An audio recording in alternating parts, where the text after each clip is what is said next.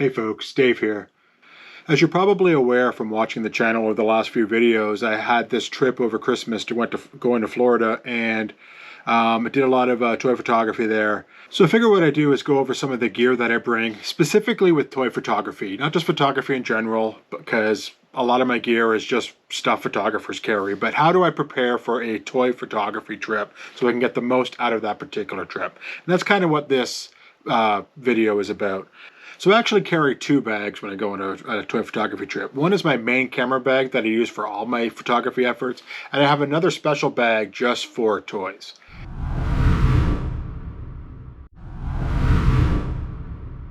So let's go over what I carry in the first bag. I'm not going to go through every single thing that's in there because it's a lot of the same stuff that a lot of photographers carry. Spare batteries, microfilament cloths for cleaning lenses, usually a few pens, that sort of thing. But there are a few pieces of equipment that I carry that are specifically for toy photography in mind. First I'll cover is my camera here, and it's a Sony a6600. The lens that I have on this thing is a 28 to 70 millimeter lens. And the most important thing for me is something called the minimal focal distance, which is how close subject can be to the front of the lens. Every lens has a different minimal focal distance, and a lot of them will be a foot, 2 feet away. This one here is closer to something like 6 to 9 inches, somewhere in that range. I forget exactly what it is. This allows me to get close up to things, which for action figures works out really well. So this is my main camera that I use. One of the things that I carry around with me is a prime lens. This is actually a 16 millimeter lens, which is actually this guy right here, and it has this attachment that allows me to go to 12 millimeters. So from really wide to really, really wide. This also allows me to get really close to a figure. So I can get close to a figure, have it in focus, and still have a nice wide background. I knew that I was going to try to capture a rocket launch and the streak photo that I've had a video on previously. So I knew I wanted a wide field of view, so I made sure that this ended up in my pack. And the last thing I carry in my bag at all the times is a platypod with a ball head. And the reason why is that this platypod allows me to go really down low on the ground and have my camera sitting on top of it. So I get really down low, so I'm at the toy's height. But it holds this thing, holds the camera super secure. I trust this thing with my camera, but it also allows me to get down low. I've put this thing on the beach and had the sand over it. I put this thing in small puddles and had the water come over it, and I'm very confident that my camera is going to survive. So you should always have a platypod. If you don't have a platypod, go get yourself a platypod. What are you waiting for? Go right now.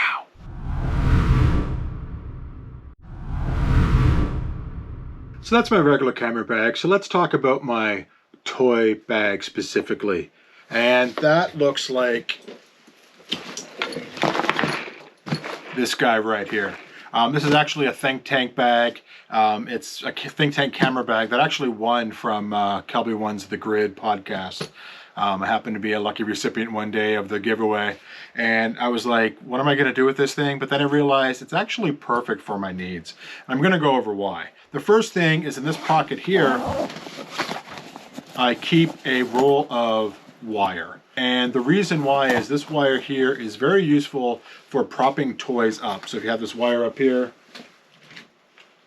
grab an action figure, you can use it to keep the action figure steady like that.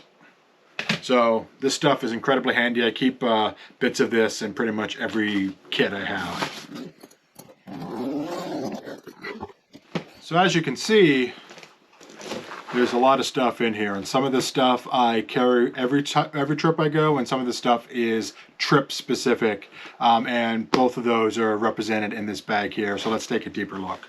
The first thing is this kit right here, which contains my Wally figure, and if you open it up, you'll see that Wally is in here, and he's the one I used in the Wally video.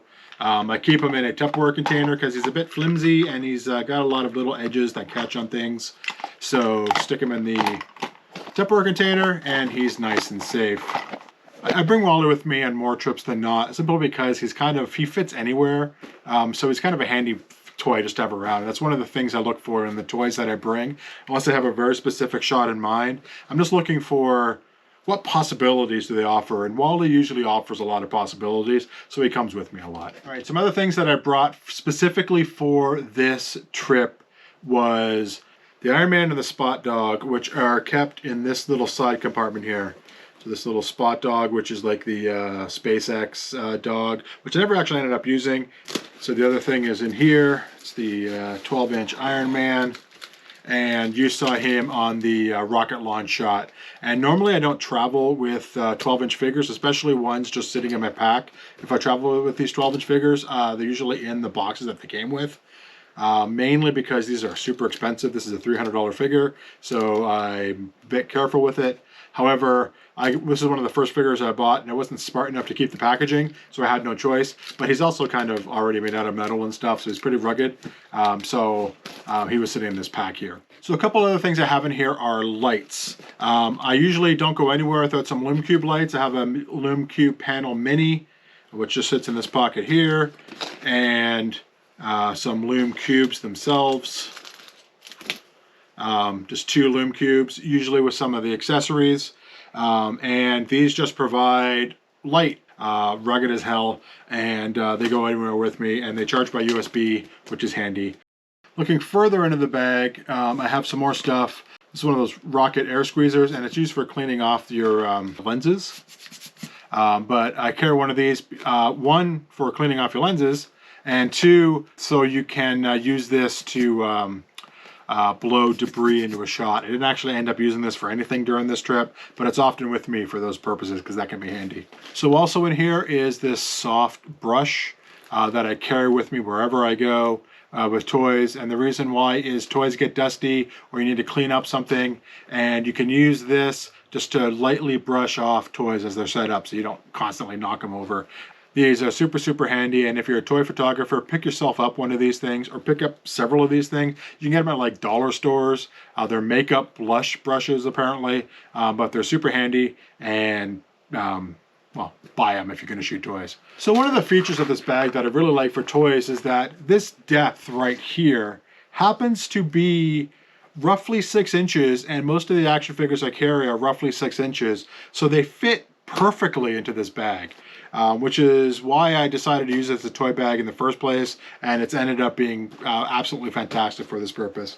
Like I said, it's a Think Tank photo bag, it's a Think Tank photo bag, and if you're looking for a quick bag to carry with you, I would recommend getting one of these or one like it.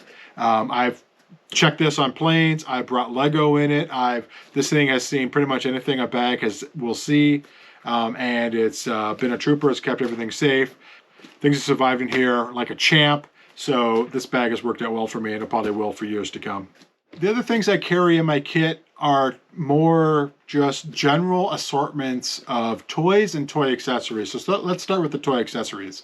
In my kit, I have many Tupperware containers, and these Tupperware containers are just full of toy accessories. So in here are some extra Spider-Man heads and some Batman heads.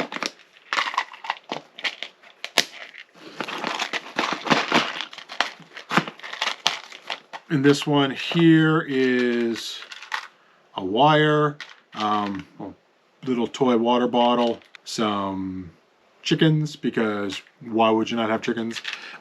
So usually whenever toys I grab, they usually come with accessories, and I normally keep a bunch of those and just keep them in this pack right here. The last thing I tend to carry are basically other action figures that I may not actually have plans for. So the priority when I travel is any planned shots go in the bag immediately, and whatever I need for those. And then after that, any of these small nooks and crannies, I fill up with extra toys just to give myself options. So on this trip, I brought along several things, starting with K2SO here. So he tends to be a fit anywhere type character. So I usually bring him along. Deadpool, of course, because, well, who doesn't love Deadpool? And then I have some other Deadpool characters like Cable here, Negasonic Teenage Warhead, Domino, and my alter ego, which is Fat Thor from Endgame. If there's ever a superhero with a dad bod that resembles me, then this guy is it. So I like to bring him along if I'm ever feeling kind of self-referential. I bring him along. And this particular trip started off with us going to see the new Spider-Man movie, Spider-Man No Way Home. If you haven't seen it, it's awesome. Go see it. Go see it right now.